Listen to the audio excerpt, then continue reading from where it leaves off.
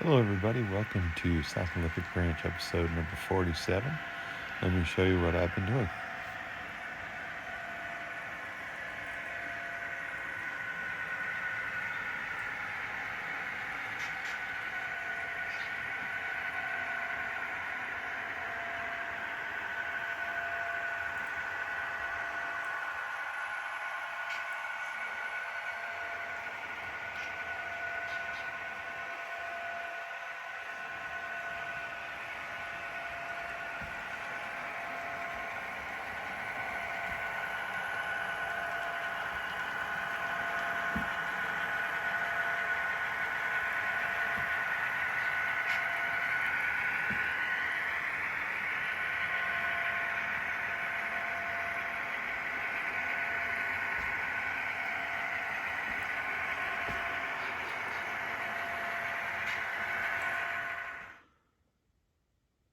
So I actually like the way they did this power pickup truck quite a bit, and I may be looking into buying some more of these down the road. So I've been tinkering with the ESU 50708 digital lighting kit, which I thought was pretty cool because it ended up having a couple of external LEDs we talked a little bit about before. But it wasn't working after I soldered the wires to this powered truck. And I thought, well, that's not cool. But I then figured out this morning that the reason why it wasn't getting power from the truck. And then I realized that the reason it wasn't getting power from the truck when I pushed down on it was it didn't have enough weight on the truck. So you can see this little bottle of paint I put on there. Doesn't weigh very much, but it gave it some contact to the track, and voila, we've got ourselves some lights. It looks like 0 turns on the red lights on the front and rear, and and F3 turns on the interior lights. Now, I'll have to desolder or disconnect or something one of those lights because I need a little more, one of the rear lights or one of the end lights, because I need a little more wire for it to be able to set the board in there the way I want. I finally got around to gluing down the guardrails on the bridge.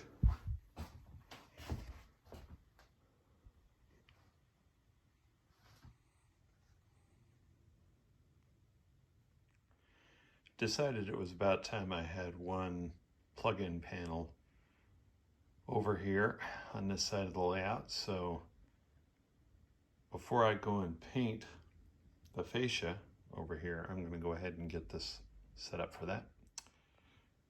Well, the hole isn't perfect, but once you put the panel in place, we should be fine. I used to take a sanding block and knock the splinters off of that, but I found that it wasn't very effective. Something I found works better is actually a putty knife. Not perfect, but better. I'm working on a custom length Ethernet cable to go from there to the other piece of circuitry, which is over there. And so I've started by taking some Cat 5e here, which you guys probably know what that looks like, and stripping a little bit of the end off of it here. And then picked up from another YouTube video this technique of taking the piece that I stripped off of the shielding, putting it over between the two wires here, and this is easier to do, and I'm going to try not to film it. And you basically just push that on there, and it just separates those wires out. Now, once they're out like that, you'll notice they're still curved, and if you're trying to put an end piece on this, that's going to be annoying. So I'm just going to take it and kind of do this. Now, it's not straight, but once you do that to every single wire, you can then come back and straighten those out and it makes it a lot easier to actually build your connector. Okay, once you've done that,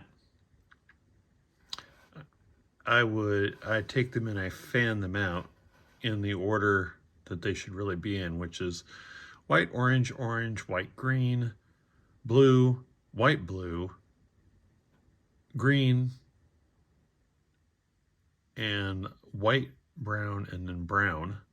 And I find it helps when you're doing this to look at the end of the cable and decide and kind of figure out what the best way is to unwrap it.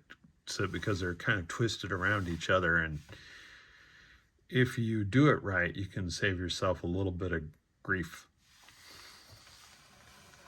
I spend a significant amount of time organizing these little wires to make sure they're in the right order, and then I'll take my strippers and kind of clip them off so that they are even, like that. Then I'll take an end to it like this, and you can just slide these in. Now there are some pass-through setups, and that are a little bit, as I understand it, easier to deal with than this, but it is working, and I don't make a bazillion of these cables, so I deal with it. Stick these in the 8P slot on my crimpers. This crimper happens to have a 6P slot as well, and that's good for making Loconet cables for the Digitrack stuff. And there's our end. Now I just got to repeat that for the other end.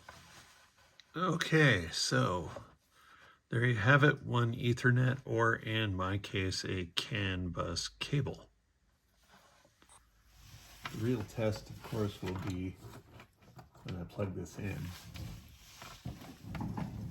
One of these days I'll have to look up, and maybe I'll put it in the notes, the brand of end piece that I bought for these cables. I'm not really all that impressed with this one. The tab that you would connect to, or that you would grab for unlatching them, is short, which is both good and bad. It's not a problem with on the LCC boards, but it's a definite issue in the crimper. It gets in there far enough that it makes it hard to remove the piece from the crimper once it's crimped. I end up taking my little slotted screwdriver and popping down the latch to get it out of there.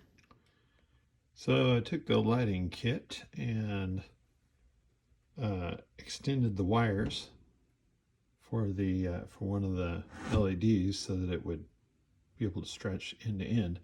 Then I took some double stick tape and taped it to the top, the inside of the roof of the caboose, and just used a couple pieces of tape to hold wires in place.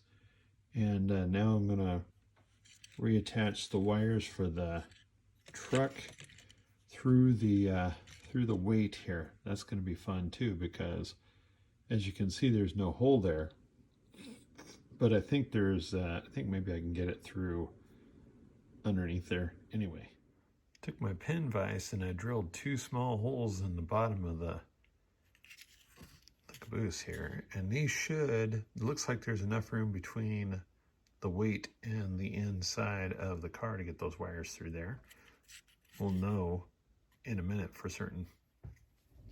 These old Atlas cabooses have a pin rather than a screw for the truck, and I'm hoping that that's not going to be a problem with this extra weight of this truck on there.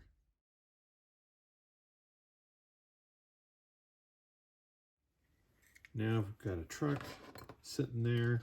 Now the original Atlas truck also had like a little lip on the inside of it. It helped guide it to the correct position for the pin. Yeah, and I've either got this completely in the wrong spot. Oh yeah, I do.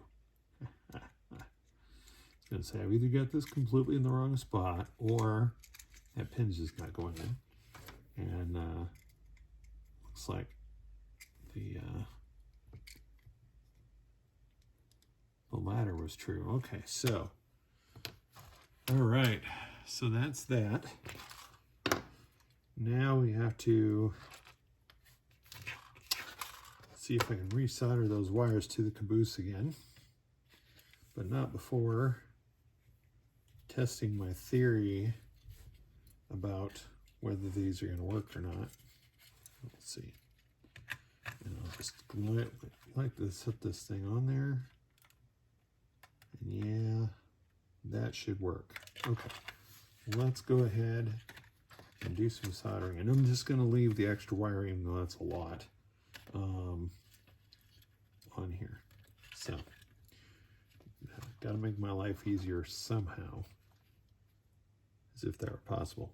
Okay, so let's do this. I'm going to tape down these wires. You know, I've tried these third hands and all that jazz, and I find a lot of times that just taping down wires to my mat here, which cutting mat is not really meant to do this, but you know, that's compared to other issues, this one is minor. Okay, so let's do that. Now let's see. Two wires are not lining up. There we go. Okay. Push them into place as best I can.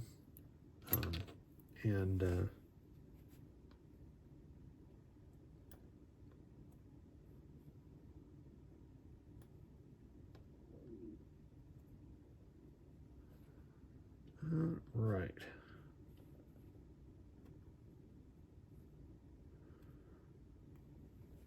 Okay.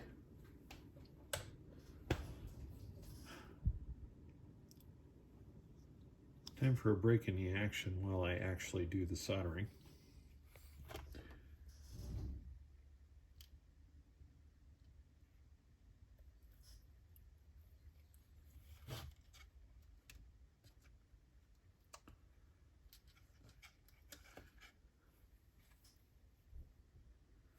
That actually looks pretty good.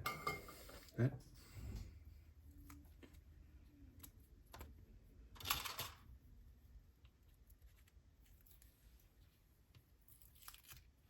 Okay, let's see if it's actually, yeah, that's probably strong enough. Probably. That's in itself is some kind of miracle when that happens.